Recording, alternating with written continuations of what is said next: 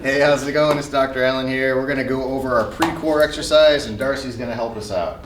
So the main thing I want you to notice while we're doing these are the most common errors that we see while people are performing these exercises. Alright, so let's come on up now. The seat does move quite a bit, so be careful when you get on, and your seat's going to go here and your feet are going to go on those little pedals with your knees in the front. So a lot of times when patients get into this position, they might state they have some discomfort in their knees here. If that is the case, we do have some soft pads that we could elevate a little bit, put under the knee if necessary. That can help a little bit. If that doesn't help, we could modify slightly for you, but that can help a little bit as well. But most people, you should be able to rest down comfortably as much as possible. All right, so we're going to start with the low back exercise. So we're going to first put our wrist guards on so that in case your hands slip, you will not fall backwards and hurt yourself. Most important is safety. Game on. All right, we're going to hang on to these upper straps. Now, as we're going into this low back stretch, the most important thing is that we don't have any pain or pinching discomfort with the stretch. You want to feel a pulling sensation in the lower back, but nothing uncomfortable. So you're going to press into your hands, nice and easy. Let your hips come back. Now slow and steady when you get here, let the head drop downward.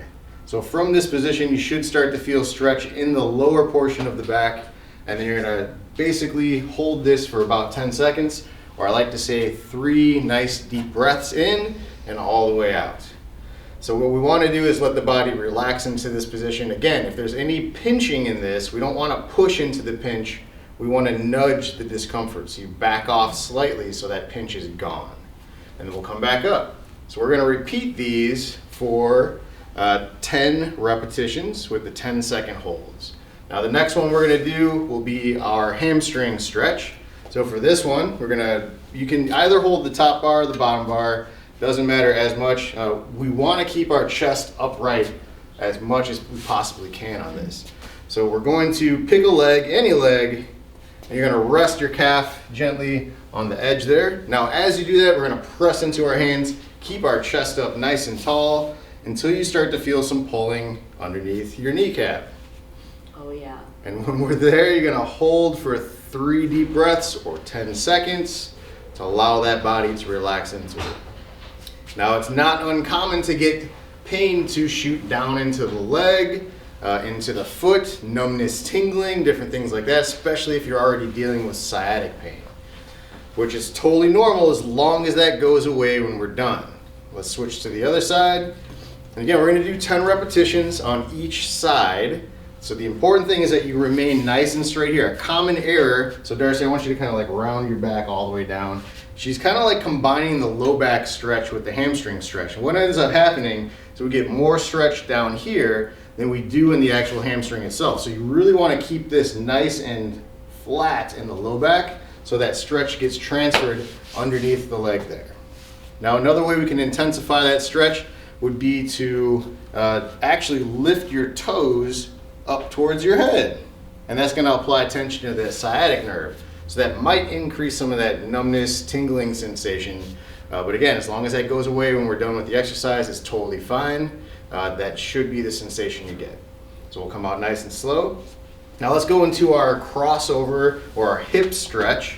Now this is very similar to the hamstring. The common errors that we see in this one is when people round their back all the way down and they don't isolate the hip in the stretch. So go ahead and do it the wrong way. We're going to round your back, look down, and again, all that stretch goes into the back versus into the hip. So come up nice and tall. So from here, we're going to keep the back nice and neutral. She's probably already feeling a good stretch right about there. So you don't have to go very far back to get a really good stretch into this one. Now, if it's hard for you to get your leg up onto your knee, you could actually modify that by just tucking it right onto the pad here. So eventually you want to get there. You could even come off a little further, out through here, just like that. So eventually you want to be able to get up onto the knee. If you can't get there at first, it's totally fine. Just take your time, slowly increase the stretch each time you do it. But the main thing you want to focus is really keeping that chest up nice and tall. All right, let's go on to our next one. What's our next one we got? You want to do 7. Mm-hmm. Yep. 7. So we'll do shoulders. So with shoulders, we're going to actually cross one arm over the other, and you'll hold on to that top bar. This is just like our low back stretch. So go ahead and press into the bars, let your body come back. Now this, you can actually let the head rest down. Good. Now you should feel a little bit in stretch one side more than the other on the shoulders. Again, we're holding for 10 seconds or 3 deep breaths. It's very important that you're breathing. The first thing we usually do when we get into a deep stretch is what? We hold our breath. Make sure you're breathing. It helps the body relax into the stretch, and it's much more efficient.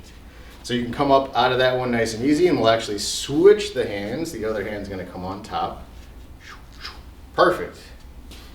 And press in, let the head drop, and just really relax through the shoulders. Think of getting a lot of length through this area here. Good.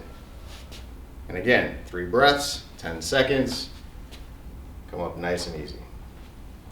All right, let's add on one more here. We're going to do our quadriceps stretch. So this one, we're actually going to flip the seat all the way back through here.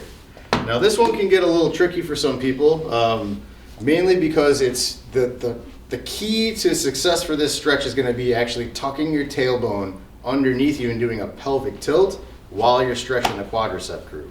So let's go ahead and hold on to the top bars here.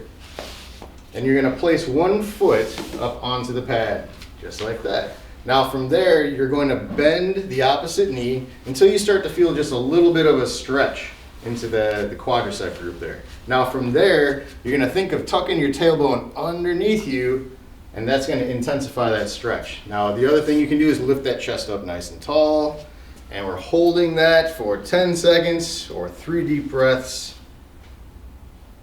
So this is a really good stretch for people that sit in desks all day. They have tight hip flexors, so this stretch is one of those quadricep muscles that actually crosses your hip joint and really helps to relieve pressure in the low back.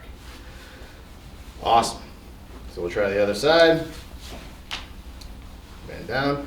Now a lot of the times what I see with patients and how they can do this incorrectly is they'll come all the way up and just kind of round your back and just sit back onto your heel here. So that's really not stretching a whole lot. That might actually put too much pressure on your knee.